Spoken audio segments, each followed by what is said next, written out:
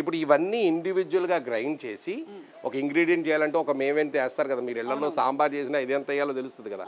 అలాగే మా ఫార్ములా ప్రకారం వీటిని గ్రైండ్ చేసి ఇలా చేసామన్నమాట. ఈ గుట్ట ఇదంతా ఏంటంటే రెడీ టు ప్రాసెస్ వెళ్తుంది. ఇది అల్లంగానే మళ్ళీ నెక్స్ట్ బ్యాచ్కి స్టార్ట్ చేస్తాం. 2 months పడుద్ది.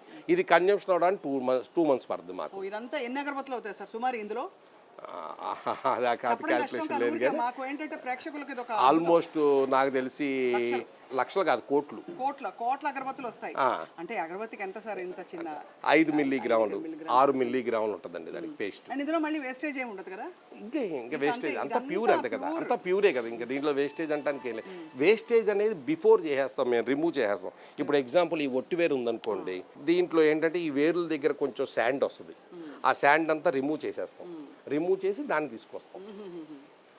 అలాగా కొన్నిటికి ఉంటాయన్నమాట. ఆ న్యాచురల్ వేర్ల ద్వారా తీసేసిన నాటికి న్యాచురల్గా ఏదైనా చిన్న వేస్ట్ ఉంటుందో అది తీసేస్తాం మేము.